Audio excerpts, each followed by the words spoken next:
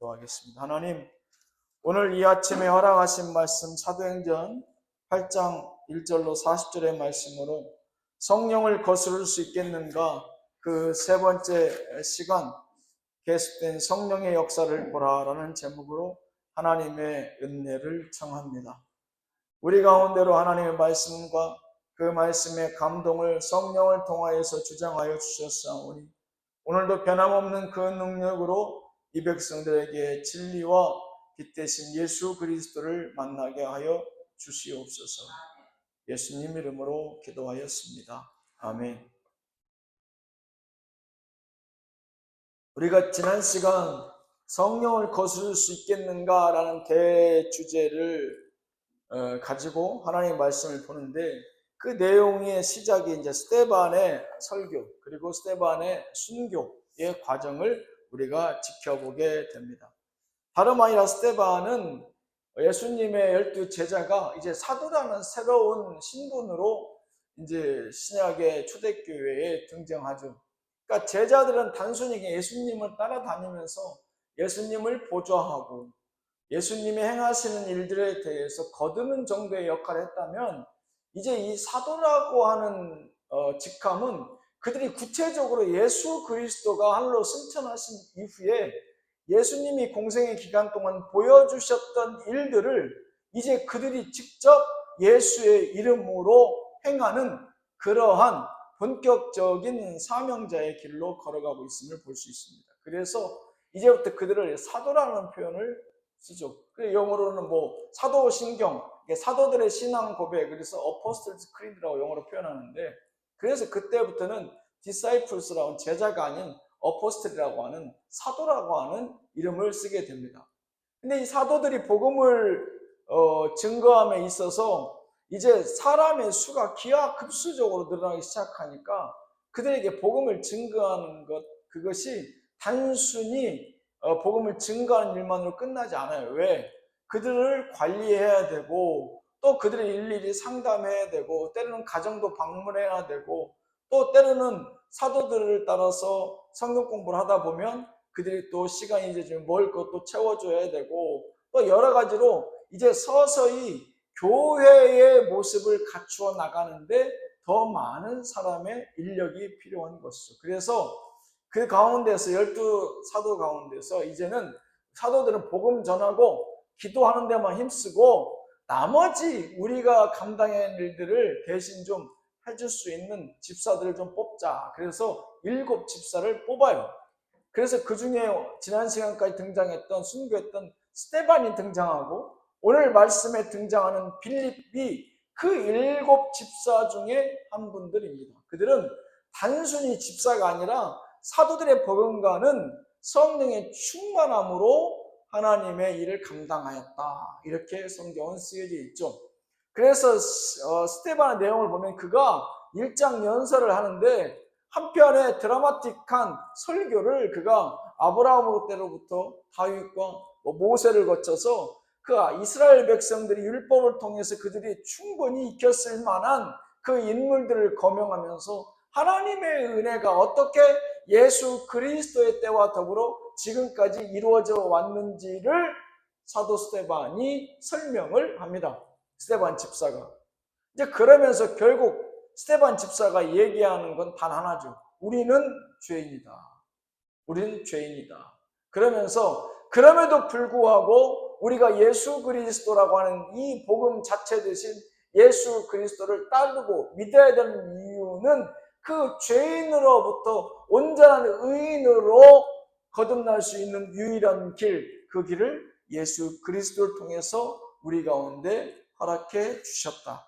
그래서 이 스데반의 순교는 단순히 한 집사의 죽음이 아니라 우리는 죄인이지만 분명 예수 그리스도를 통한 소망이 있다라고 하는 복음 증거를 세상 가운데 구체적으로 선포하기 시작한 그러한 시발점이 되었다. 근데 이제 이러고부터 이제 우리가 소위 얘기하는 초대교회의 박해가, 핍박이 구체적으로 시작됩니다. 그래서 오늘 말씀의 8장 1절로 초반에 보면 사울이라는 사람이 그 선두에 서서 각 집마다 막 들어가서 예외 없이 예수님을 믿고 따르는 사람들은 다 끌어다가 죽이고 고문하고 핍박하는 장면이 나오죠.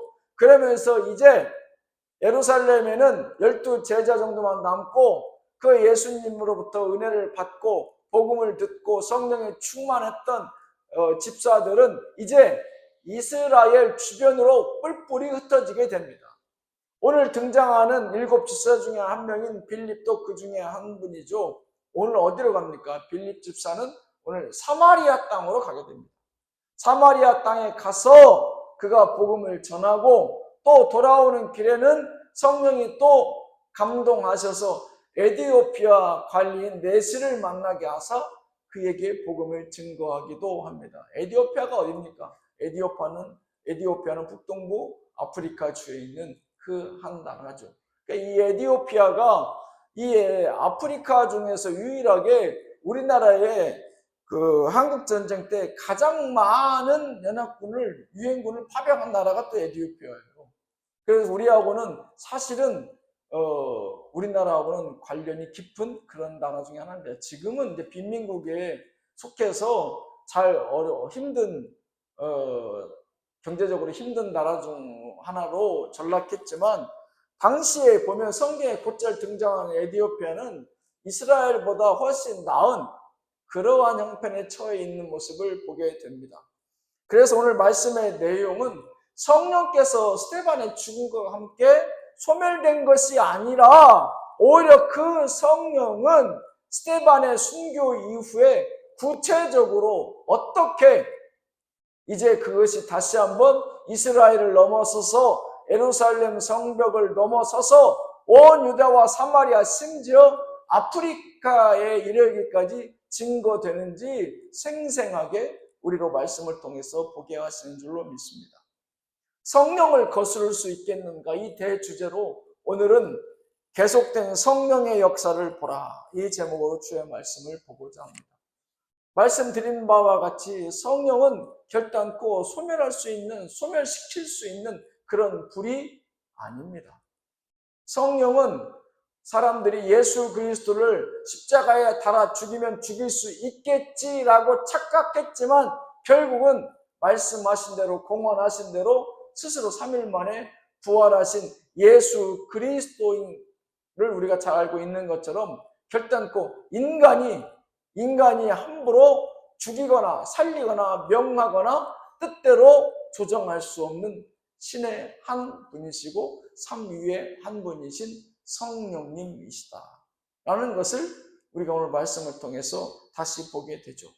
그러면서 오늘 복음의 전개 과정을 보면 예루살렘에서 사마리아 땅으로 먼저 가요. 사마리아 땅. 왜 그랬을까? 왜 사마리아 땅으로 가장 먼저 이 복음이 핍박받았을 때에 그 땅으로 먼저 갔을까? 온 유다와 이스라엘과 사마리아와 갈릴리, 유다 땅, 그 다음 이스라엘 땅의 순서를 보면 예루살렘이 있고 그 위에 사마리아가 있고 그 위에 갈릴리가 있죠. 그래서 갈릴리와 예루살렘 사이에 이 사마리아 땅이 있는데 왜 하필 이스라엘 백성들이 사람 취급하지 않는 이방인 취급하는 그 사마리아 땅으로 먼저 갔을까? 이게 바로 복음의 속성입니다. 복음은 이스라엘 백성 가운데에서도 선택받았다 여겨지거나 아니면 이방인으로까지 취급받는 그 백성을 결단코 차별하지 않는 복음인 것이다. 비록 하나님이 아브라함의 그 언약을 통해서 이 백성을 택하셨지만 복음은 그때나 지금이나 변함없이 차별 없이 하나님은 모든 이들에게 복음의 능력과 그 생명과 축복에 대한 기회를 허락하시는 것이 바로 복음의 능력이다. 그래서 우리가 예수 앞에 나와서는 신분과 또한 우리는 학벌과 지연과 혈연에 상관없이 주 앞에 나와서 예배할 수 있는 것 아닙니까? 누구나 다 앞자리에 나와서 예배드릴 수 있고 누구나 다 기도할 수 있고 누구나 다 찬양할 수 있고 누구나 다 하나님 앞에 소망하고 우리의 죄사함을 받을 수 있는 것, 그게 바로 우리의 예배고 우리의 신앙이고 우리의 믿음 아니겠습니까? 기타 종교와 같이 아니면 사제나 아니면 신부를 통해서만 하나님 앞에 나아갈 수 있는 그러한 종교가 아니죠. 못 배운 할머니나 잘 배운 석사나 박사, 석학들 뿐만 아니라 어린아이나 나이 든 그 노인에 이르기까지 하나님은 그들의 신분을 차별치 않으십니다. 이스라엘 백성들, 그래서 바리새인과 유대인들은, 서기관들은 더더욱 이 복음을 싫어했는지도 몰라요. 왜? 그 복음이 핍박하니까 가장 먼저 사마리아 땅으로 가서 복음이 증거되거든요. 예수 그리스도는 승천해서 이 땅에 없었지만 더더욱 이러한 것들이 그들을 자극했는지도 모릅니다. 왜? 예루살렘에서 죽고 예루살렘에서 나서 복음을 증거하고, 그렇다면 이 백성들에게 복음을 증거하고 그것이 그렇게 축복된다면 이 백성들과 함께 더더군다나 끝까지 남아 있어야지. 왜? 그 축복의 말씀이 이스라엘 예루살렘 땅을 떠나 사마리아로 들어갑니다. 그런 부분에 있어서 더더욱 그들의 핍박을 심하게 했을지도 모른다라는 생각까지 듭니다. 어찌 되었건 이 복음이 능력되어져서 이제는 너희가 예수 그리스도 외에는 우리의 죄를 사할 분이 계시지 않는데, 이제 그 예수 그리스도, 그 이름의 능력을 증명해 보리라 라고 성령이 구체적으로 움직이기 시작합니다. 오늘 말씀에도 보면 사도 빌립 집사가 나오지만 빌립이 선택해서 사마리아 땅으로 간 거 아니에요. 빌립이 에디오피아 관리 내시를 만난 것 아닙니다. 그 누구도, 그리고 빌립이 사마리아 땅에서 복음을 전할 때 그것을 확인하고자 올라온 베드로와 요한도 그들의 계획을 따라서 그 땅에 올라온 게 아니에요. 빌립 집사와 베드로와 요한이 움직인 모든 이 여정은 전적으로 성령께서 감동하시고 성령께서 주장하시고 성령께서 일러 그들의 발걸음을 인도하였다. 오늘 말씀은 우리에게 가르쳐 보이시고 계십니다. 이 사도행전은 전적으로 사도들의, 비록 그 육신을 빌어 하나님께서, 예수님께서 움직이셨지만 그 발걸음을 앞서 인도하시고 그 발걸음에 능력되게 하신 것은 바로 예수 그리스도의 언약, 예언 가운데 함께 하셨던 성령님이시다. 성령께서 빌립 집사를 감동해서 사마리아 땅으로 보내고, 또 그가 그 땅에서 복음 증거하는 것을 확인코자 베드로 사도와 요한을 보내서 그 땅의 사마리아 사람들에게 세례를 베풀고 성령의 충만함을 그들 가운데 하나님께서 허락하시는 장면이 오늘 성경에 나오지 않습니까? 그걸로 충분치 않죠. 내려오는 길에 이제 베드로와 요한도 그 사마리아 땅의 복음을 증거하고, 빌립은 그곳에서 복음을 마치고 돌아오는 길에 다시금 하나님의 부르심이 있어서, 예수님의 부르심이 성령을 통해서 있어서 에디오피아 관리 내시를 만나게 하십니다.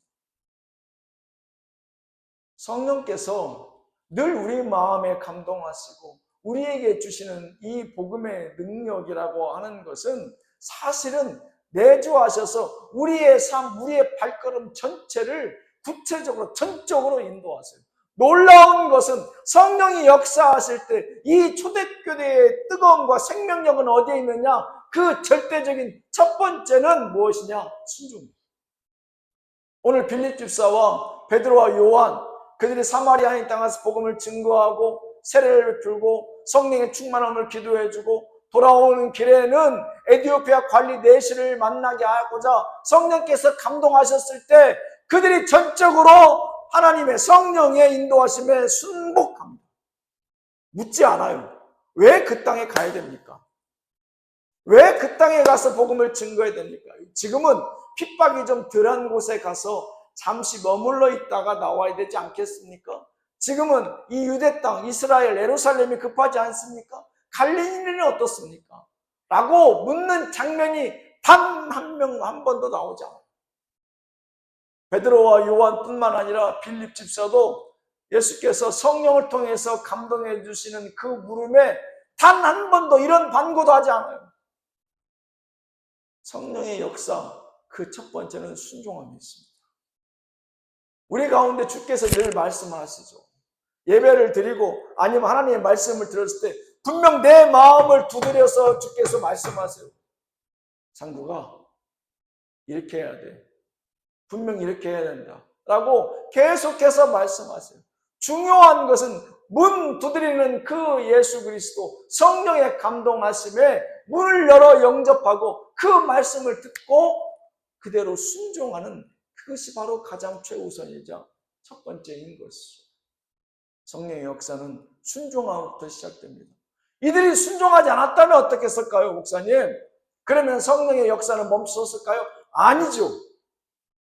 다른 분을 택했겠죠. 이 성령은 지치지도 않으시고 멈추지도 않으시고 후회하지도 않으시고 뒤로 퇴보하시지 않습니다. 이 복음의 능력은 끝까지 직진이죠. 빌립이나 베드로와 요한이 거절했다 한다면 분명 예수님은 그 복음을 다른 눈을 택해서 또 그 땅을 향해서 달려갔으리라 믿습니다.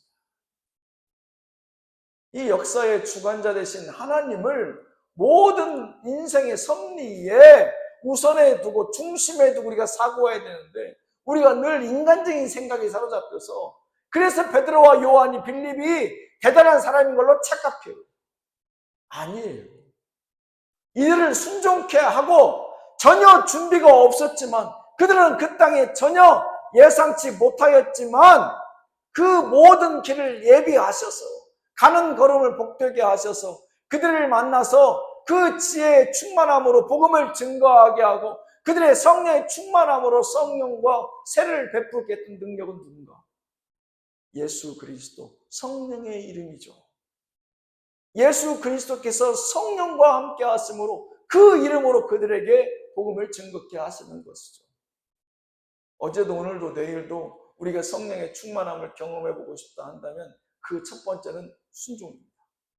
주께서 말씀하시는 대로 그 길을 걸어가다 보면 내 뜻과 상관없이 그 홍해로 들어가다 보면 내 생각으로는 죽을 길 같지만 하나님이 가라 하실 때 그 길에 분명 그곳에 살 길이 있죠.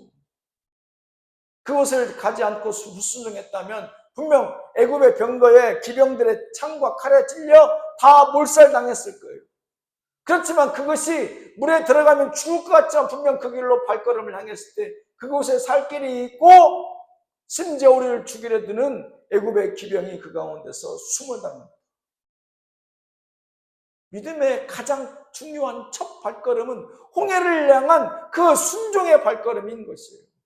그 나머지는 내가 할 게 없어요. 내가 감당할 수도 없어요. 왜? 그 물을 다 퍼낼 겁니까? 그 물을 다 마실 겁니까? 그 물을 어디로 다 방향을 바꿀 거예요. 오늘 복음 증거하는데도 사마리아 땅으로 가고 에티오피아 관리 내시를 만나는 것, 그 모든 것들을 누가 주장하고 누가 계획할 거예요. 또 성령을 그 사마리아 땅에 가서 세례를 베풀고 성령의 충만함을 간곡히 할 수 있는 것 누가 할 수 있는 겁니까? 베드로와 요한과 빌립이 할 수 있는 게 아니죠. 제가 하는 것도 물론 아닙니다.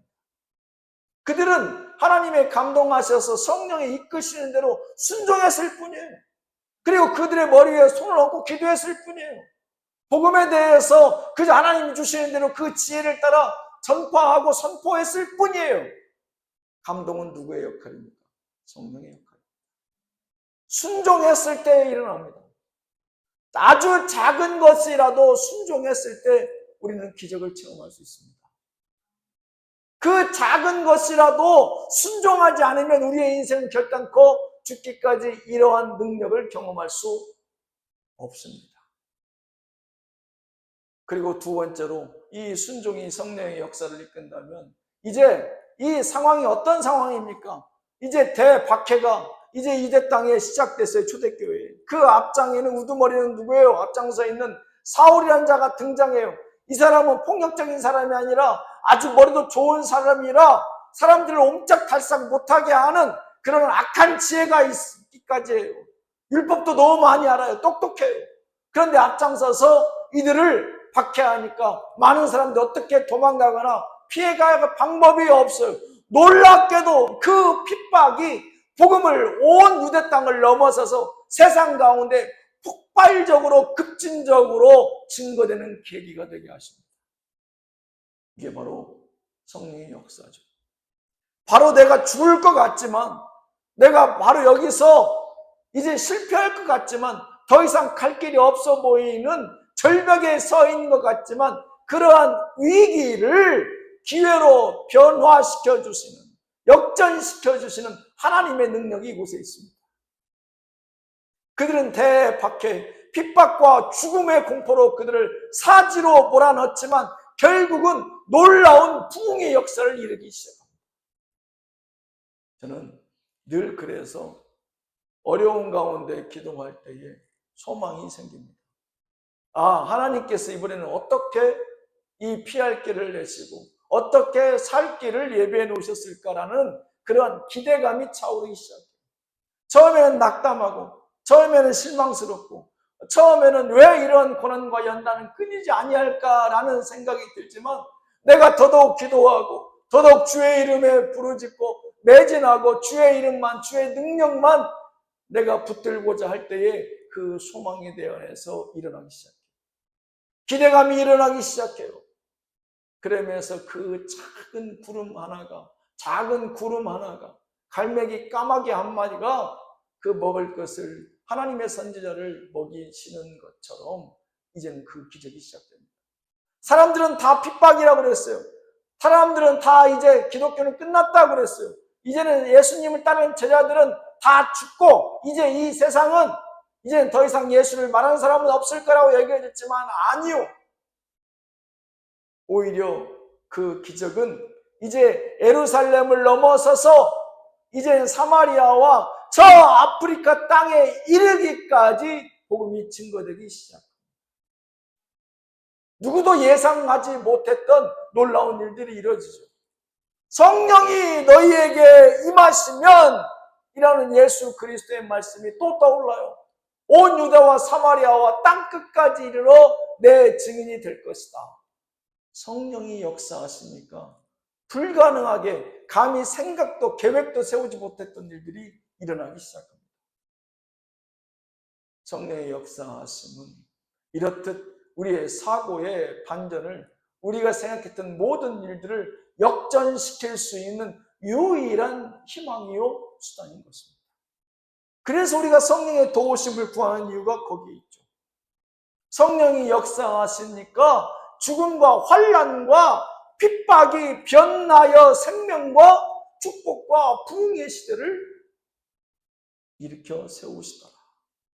그래서 우리의 육신이 연약해져 가고 우리의 가정이 쓰러져 가고 하나님의 교회가 힘든 것 같지만 분명 성령께서 역사하시면 이 모든 우리 두려움의 공포는 변화의 분명 희망과 부흥의 세대로 하나님께서 바꾸어 주시리라 믿습니다. 세 번째로 이 놀라운 역사는, 이 기적의 변화는 이제 구체적으로 하나님의 교회, 예루살렘 공회라고 하는 이제는 새로운 교회의 등장을 예고합니다. 예전에는 유대교의 회당에서 예배를 드리고 하나님의 말씀을 받다라고 한다면 이제 그 예루살렘에 본회의가 생겨요. 공회가 생기고 그곳의 수장으로 베드로가 그곳을 섬기게 됩니다. 그게 지금으로 얘기하면 총회 본산과도 같은 그러한 예루살렘의 역할을 하게 되죠. 그래서 나중에 우리가 바울 서신에 보게 되면 사도 바울이 그가 이방 선교를 하고 소아시아와 유럽을 넘어서 복음을 증거할 때도 이 사도들과 베드로와 요한과 이렇게 교류하는 장면이 곧잘 등장하지 않습니까? 심지어 예루살렘에 돈이 없어 기근과 큰 환난으로 교회 공회에 돈이 없을 때에도 사도 바울이 이방의 교회들의 돈을 모금에다가 그곳에 전달하는 그런 내용도 우리가 보지 않습니까? 그러면서 이제 교회에 이제 그들의 정신적인 지주 역할을 감당할 예루살렘 공회, 하나님의 교회가 예루살렘에게 설립되게 됩니다. 이제 그야말로 교회의 시대를 그 서막을 알리는 그 시발점이 바로 놀랍게도 이 스데반의 순교, 그 죽음을 필두로 이 모든 일들이 일어나게 되는 것이죠. 그래서 그의 죽음이 헛된 것이 아니에요. 그의 죽음이 한 믿는 자의 순교로 끝나는 것이 아닙니다.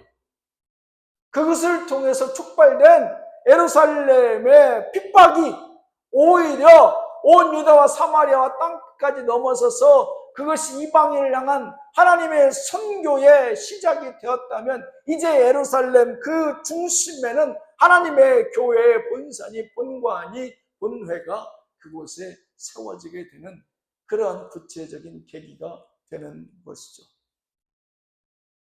성령의 역사는 이것으로 끝나지 않습니다. 오늘 말씀 8절과 39절에 보면 빌립이 사마리아에 가서 복음을 증거할 때에, 빌립이 또 에디오피아 관리 네시를 만나서 복음을 증거할 때에 마무리하는 그 장면에 그들 모두는 다 그 복음을 듣고 기뻐하였더라, 이런 고백들이 있습니다.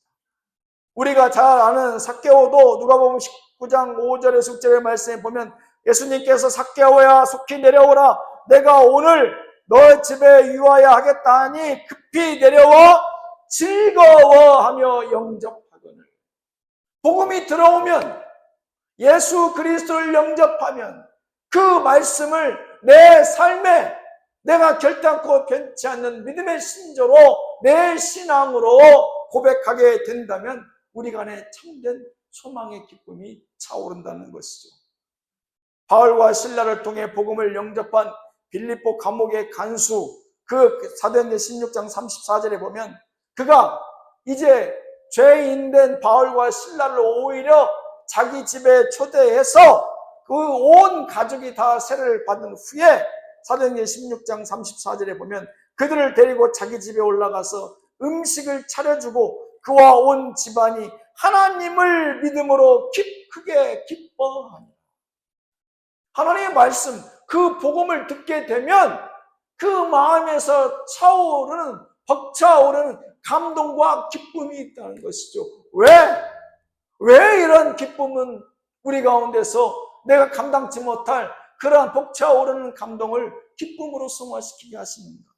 요한복음 1장 12절, 영접하는 자, 그 이름을 믿는 자들에게는 하나님의 자녀가 되는 권세를 주셨습니다. 이제 죄의 종노릇 하다가 그 신분이 종의 신분이었다가 하나님의 유업을 받을 양자로 택함 받아서 예수님과 같은 그런 모든 하나님의 권세를 우리가 이어받은 하나님의 자녀가 되었습니다. 기뻐할 수밖에 없죠. 그래서 사도 베드로와 요한도 그 사람분 많은 사마리아 사람들에게 손을 얹고 세례를 베풀고 축복 기도할 때 성령이 임하지 않습니까? 그게 하나님의 사람, 하나님의 자녀 외에는 그런 기적을 베풀 수가 없는 것이죠. 그런데 이 와중에 엉뚱한 시몬이라는 사람 하나가 등장합니다. 그가 빌립이 사마리아에서 복음을 전할 때 중풍병자가 일어나고 놀라운 기적과 이적들이 일어나는 모습을 바라보고 그가 따라다니다가 베드로와 요한이 축복 기도할 때 성령이 충만하게 그 가운데 강림하는 모습을 보고 베드로 사도에게 그것을 돈으로 내가 살 수 없느냐라고 묻는 장면이 오늘 또 등장합니다. 사도 베드로가 대노하죠. 너 회개치 않으면 너는 하나님의 심판에 이를 수 있을 것이다. 벌벌 떨면서 제발 그 심판으로부터 나를 면케해달라고 그가 사정하는 장면이 나옵니다. 성령은 우리가 부릴 수 있는 종이 아니에요. 우리는 착각하고 있어요. 주여 주여 주여 우리가 기도를 그렇게 하지만 성령이 내 뜻대로 그분을 우리가 움직일 수 있고 조정할 수 있는 상대가 아닙니다. 오히려 성령이 우리의 발걸음을 인도하죠. 오히려 그 성령이 우리의 생각과 우리의 삶을 주장하시는데 이 사람은 이제껏 그렇게 살았던 거예요. 돈이면 안 되는 것이 없고 돈이면 사람들도 내 마음대로 움직일 수 있고 그들의 생각과 그들의 사고도 내 뜻대로 조종할 수 있고 베드로와 요한 이 사람이 가지고 있는 그 한낱 그러한 재주까지도 내 돈으로 내가 사서 내가 부릴 수 있다라고 착각하는 것이죠. 그때도 그랬지만 지금도 물론 교회 가운데 그런 자들이 있죠. 하나님의 은혜를, 성령의 능력과 감동의 역사를 내가 물질로 살 수 있다라고 착각하는 악한 자들이 있어요. 성령은 내가 부린 종이 아닙니다. 성령님에 따라서 우리가 순종하고 붙들어야 될 분이지, 그분을 내 발밑에 두고 내 휘하에 두고 내 돈으로 부릴 수 있다 착각하는 악한 자들이 있단 말입니다. 회개해야 됩니다. 오늘 말씀을 정리하겠습니다. 계속된 성령의 역사를 보라. 오늘 그 성령은 이제 차별 없이 사마리아와 저 아프리카 땅에도 복음을 증거케 하시고, 오히려 전화위복되어서 오히려 복음이 소멸하거나 사라지는 것이 아니라 온 땅에 그 스데반의 순교를 통해서 하나님의 복음은 불과 같이 퍼져나가게 하십니다. 뿐만 아니라 그 핍박이 시작된 예루살렘 땅에 구체적인 하나님의 교회 그 공회가 베드로를 통해서 그 12 제자를 통해서 하나님 세워지게 하시고, 이제는 그들이 세상 가운데 전혀 느껴보지 못했던 복음이 주는 하나님의 자녀됨으로 느낄 수 있는 참된 기쁨으로 소망으로 이끌어 주시는 줄로 믿습니다. 기도하겠습니다. 주여, 성령을 거스를 수 있겠는가? 결단코 우리는 그 성령님의 역사하심을 거스를 수 없고 그분의 인도하심에 순종할 수밖에 없음을 이 시간 다시금 고백하게 됩니다. 주여, 우리의 믿음, 그 기적의 역사, 그 시작은 성령의 감동하심에 순종하는 그 첫걸음부터인 줄로 믿습니다. 우리 각자에게, 이 교회에게 향하신 하나님의 음성을 오늘도 놓치지 말고 듣고 그 말씀대로 이끄시는 대로 순종할 수 있는 믿음과 그 믿음을 따라 주시는 참된 기쁨을 다 받아들일 수 있는 이 백성들 되게 하여 주옵소서. 예수님 이름으로 기도하였습니다. 아멘.